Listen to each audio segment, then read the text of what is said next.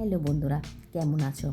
আজকে তোমাদের সাথে যে চিকেনের রেসিপিটা শেয়ার করতে চলেছি সেটা খুব অল্প উপকরণ দিয়ে আমি তৈরি করেছি, আর কিন্তু খেতে ভীষণ টেস্টি হয়েছে। দেখে নিশ্চয়ই বুঝতে পারছো যে কতটা লোভনীয় হয়েছে। আচ্ছা, সবথেকে বড় কথা কী জানো তো? এখন যা গরম পড়েছে, আমরা সব সময় চাই একটু হালকা ফুলকা রান্না করতে, আর এই চিকেনটা কিন্তু তার জন্য পারফেক্ট। এটা ডিনারে খেলে সবথেকে বেশি ভালো হবে, কারণ এটা রুটি, পরোটা বা পোলাওয়ের সঙ্গেও কিন্তু বেশ ভালো যাবে।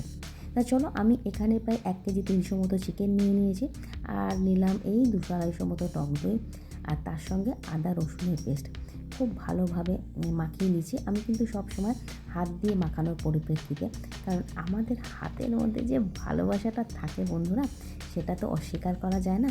আর রান্নাতে কিন্তু ভালোবাসাটা ভীষণ দরকার। তো চলো, এর মধ্যে আমি বেশ কিছুটা চিলি ফ্লেক্সও মাখিয়ে নিলাম। তো মাখিয়ে আমি এটা ম্যারিনেট করে রেখে দেবো বেশ কিছুটা সময়, কারণ এই পর্যায়ে আমার কিছুটা কাজ রয়েছে।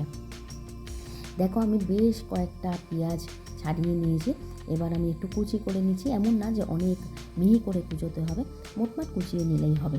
দেখেছো, বেশ 1 থালা মতো পেঁয়াজ কুচিয়ে নিয়েছি, আর নিলাম বেশ অনেকগুলো কাজু। আচ্ছা, প্যানে আমি একটু জল গরম বসিয়ে দিয়েছি। ভাবছো যে জল গরম কিসের জন্য লাগবে, তাই তো? হ্যাঁ, এটাই তো লাগবে। এর মধ্যে আমি এই কাটা পেঁয়াজ আর কাজু বাদামগুলো দিয়ে দিলাম। জলটা এতটাই নিয়েছি যাতে পেঁয়াজ আর কাজু বাদামগুলো সেদ্ধ, মানে হাফ সেদ্ধ হবে, আর জলটাও কিন্তু পুরো শুকিয়ে যাবে। তো দেখো, পেঁয়াজ আর কাজু বাদামটা দেখেই বুঝতে পারছো যে কতটা নরম হয়ে গেছে, অথচ জলও পুরো শুকিয়ে গেছে। তো এই পর্যায়ে আমি এটা রেখে দিলাম ঠান্ডা হওয়ার জন্য, কারণ এরপর এটাকে মিক্সিতে বেটে নেব।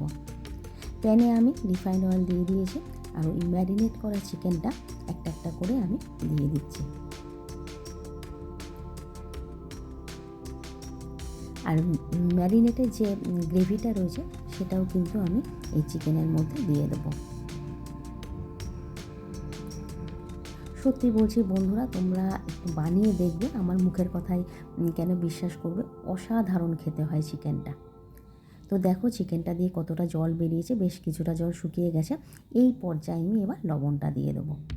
আমি যদি আগে লবণ দিতাম তাহলে কিন্তু আরও জল বেরাতো। এই পর্যায়ে লবণটা দিলে কী হবে বলো তো? চিকেনের মধ্যে লবণগুলো খুব সুন্দরভাবে ঢুকে যাবে, মানে মিশে যাবে। তো এরপর আমি আমি বেটে রেখেছি, মানে ঠান্ডা হয়ে যাবার পর কাজু বাদাম আর পেঁয়াজটা, এটা এবার দিয়ে দেবো, সেই পেস্টটা, কাজু বাদাম আর পেঁয়াজের পেস্টটা দিয়ে দেবো।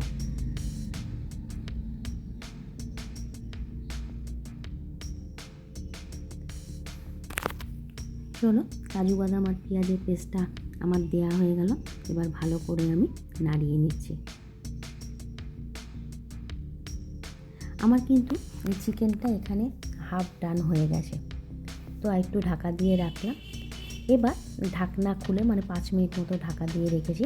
এবার ঢাকনা খুলে 2 চামচ মতো গরম মশলার গুঁড়ো দিয়ে দিলাম। ভালো করে নাড়িয়ে নিলাম। চিকেন আমার মোটামুটি কমপ্লিট হয়ে গেছে, আর এই পর্যায়ে আমি দেব কাসুরি মেথি। কাসুরি মেথি দিয়ে 5 মিনিট একদম লো ফ্লেমে ঢাকা দিয়ে রাখবো, চিকেনটা পুরোটা তৈরি হয়ে যাবে। তো দেখো, আমার চিকেন একদম কমপ্লিট। দেখে বুঝছো যে কতটা লোভনীয় হয়েছে। সার্ভিং প্লেটে আমি সার্ভ করে দিচ্ছি। ধোঁয়া ধোঁয়া চিকেন, খুব সুন্দর খেতে হয়েছিল বন্ধুরা, অবশ্যই ট্রাই করো, এটা আমার রিকোয়েস্ট। চলো, আমি তো এবার এটা রুটি দিয়ে খাবো, তোমরাও কিন্তু বানিয়ে ফেলো। Thank you so much, love you.